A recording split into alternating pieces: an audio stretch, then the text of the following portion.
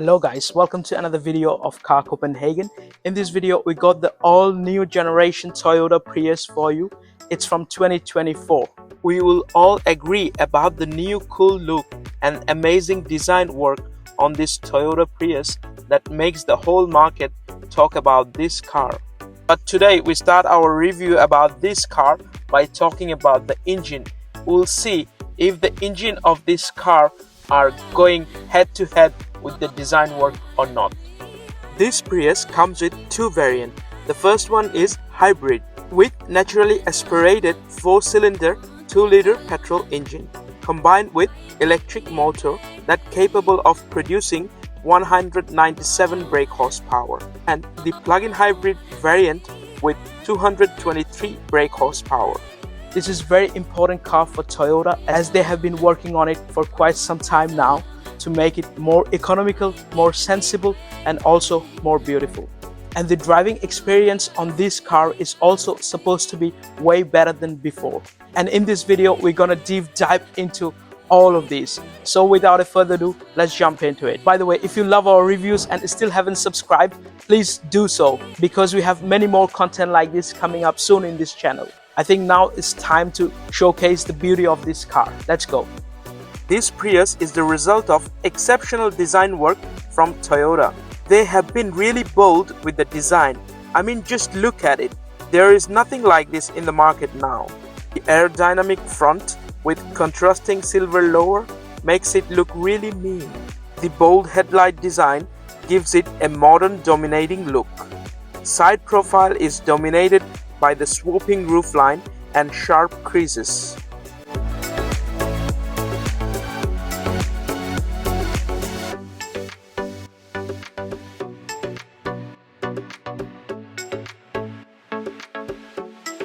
The best part is probably is the rear design, which makes this car really elegant and stand out. As we all probably like it, I think it's the time to sit inside and experience it for real. Well, as soon as you sit inside the car, you're really amazed by the sophisticated interior design the Toyota has bring for us. I mean, just look at that. It's no way looking like a Toyota car. I like the way the interior has been designed. It almost feels like you are in a spaceship. And also, the seats are really comfortable and really wraps you up, so you feel more connected to the driving. Other than that, the build quality is really good as usual. However, one thing I'm not really big fan of is the material quality they have used. Although they are all nice looking, hard plastic they have used, but mostly scratchy plastics. But in the armrest they have used soft pad leather, which is good. The dash is really nicely designed with lots of thought given into practicality and accessibility to the buttons while driving the car. When it comes to connectivity, you'll get access to two USB ports in the front and also an old school 12-volt socket. Other than that, two cup holders here in the front and also one in the door bin. Armrest is also very comfortable with soft padded leather, and you'll find two USB-C charger down there. The gear knob has changed its place now, and now it's more towards the back. However, it's not interrupting with the driving in any way. The air vents are nicely designed and integrated in the dashboard such a way that they're not really asking for any attention, but they are really functional and nice to look at. This infotainment system is very decent sized and you can use it while driving without any problem. This infotainment system is fairly sharp and highly responsive with almost no lag. All the options are laid out in logical manner and can easily be found. On top, it avails a fair amount of customization and access medium. Most importantly, it offers Apple CarPlay and Android Auto as a standard, and that too with wireless connectivity.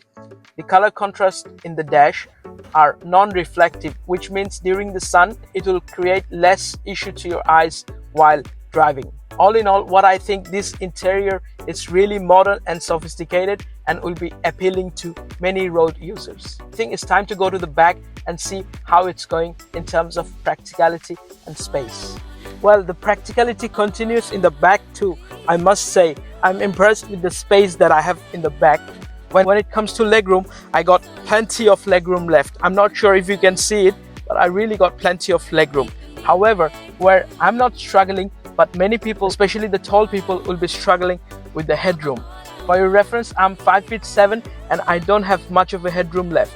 Other than that, the seat is really comfortable and the driver's seat is a little bit raised up, which means I have place to put my feet inside. And that way I can even relax more in the long journeys.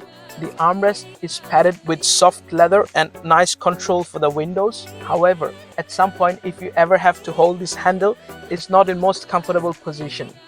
In terms of connectivity, we have two USB-C port here in the back. However, I'm a little bit disappointed to see that there is no air vent in the back. In the cool side, I have the armrest here where you can really rest your arm and enjoy your drink, as you have access to two cup holders. Again, what is disappointing, there is no through loading, which means you cannot carry your family and also some longer items at the same time. As if you have to carry long item, you have to fold one of the seats. In addition, they have put various isofix points, which means putting a child seat is easier than ever, and also the door opens quite wide, so it's also easy to put child seat. All in all, I really like being here in the back, and I wouldn't mind to sit here for long journeys, as the cabin is airy and welcoming lots of lights naturally. I think it's time to see the boot to see how practical that is. So let's go. Well, I don't have the official number about the storage capacity when the rear seat is folded, but with the rear seat on, it offers 284 liters of cargo space. It's actually below standard from what you expect from this class. On the good side, the floor is almost flat with lots of tethering points here and there. Underfloor storage is another disappointment with small pocket storage. However, lower load lip helps to carry heavier item in the boot. I think it's the high time to drive this thing. Enough of talking, now it's time to hit the road. Well, driving this car, it's really comfortable at first instance.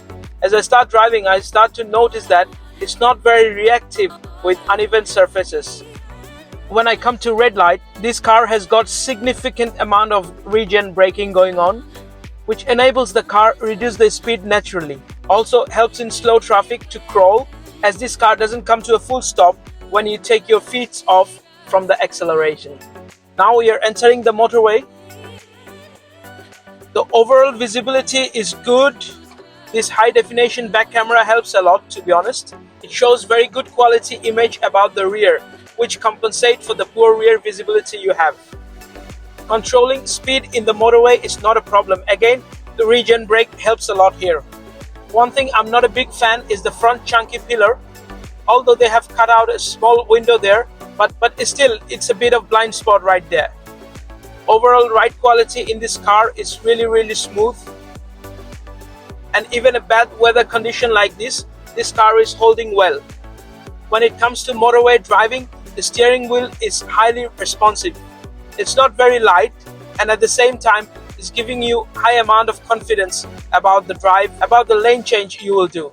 The safety features built in this car are really accurate, and they are kicking in as soon as they detect something, and this is very helpful in the busy traffic. But sometimes it can be little annoying though, if you live in the city area and normally drive along with a lot of traffic at the same time. The control of this car is really amazing. To be really honest, it's never gonna feel like a chunky car. The engine is really punchy and complying with your every instruction.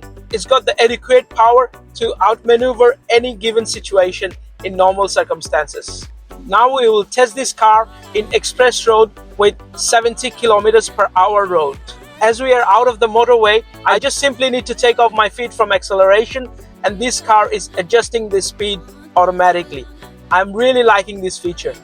However, when it comes to taking this car in the twisty road, it generally holds up good, but if you push hard on the acceleration, it might not give you the thrill you are looking for in this Prius. And that's understandable because this Prius is made for comfortable, relaxed drive. It's not meant to give you racing thrill on a twisty road. However, you can still try with this car, and this car shows you some sort of possibilities. Although it's not so promising, but the promise are there. So I leave that up to you guys. For me, I'm really enjoying the drive of this car as I am entering in the city. The braking is really good with this car. in any situation. It gives you smooth braking. However, when you start to pull out the car in a little bit higher speed, you tend to hear a lot of engine noise coming in. That's because the combustion engine are kicking in. In comparatively narrower road, you don't get to hear the engine noise or road noise that much. However, in the motorway, this car wasn't that much quiet. Although this car is a big hatch, you don't feel that while driving it in narrower road. You got the exact measurement of this car, and this car is responsive exactly in good time, which means maneuvering this car is not an issue at all. In addition, this car is coming with fairly low turning circles. Let's check how it's doing in the bump. Ooh, the suspension is really comfortable. It gives kind of damp feeling. In the roundabout, this car's maneuverability is more than sufficient.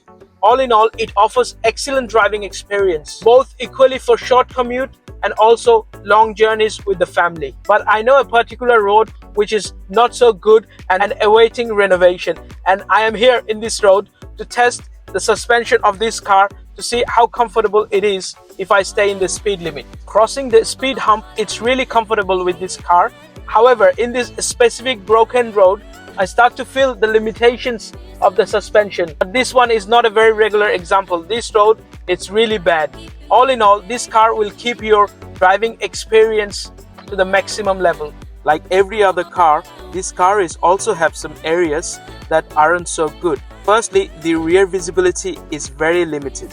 Without the help of the back camera assistant, it can be really difficult to maneuver. Secondly, when accelerating, the engine makes weird noise, which sometimes feels very uncomfortable and unnatural at some extent. Thirdly, the low cargo space makes it less attractive among families. Lack of storage management is also make it worse. After all this, there is one thing that is overpowering all, and that is the fuel economy. And that is exactly the main point of owning this car, right? This plug-in hybrid can go up to 77 km with a single charge. Even after the battery is finished, you have access to an efficient hybrid engine that drives the car around 23 km per liter, which makes this car really economical, especially if you have short commute lifestyle. If we talk pricing, it starts from 429,000 Danish crown in Denmark and goes up to 529,000 Danish crown. In US, it starts from 28,745 USD and goes up to 35,500 USD. But again, with some sort of add-ons, you will probably have the price will go even higher. All in all, I think this car is an awesome choice because it provides excellent fuel economy, really comfortable ride, and functional modernistic interior with focus on practicality. However, the rear visibility is something that you have to leave on, though you have the optional 360 view camera to minimize the problem. All in all, it's an excellent daily driver that not only looks cool, but also drives cool without costing a lot. Therefore, what I really think you should seriously consider buying this car if you're in the market for a hybrid car. And that's all I have to say in this video. I hope you like this video and I hope to see you in the next one. Until then, please take care and drive safe.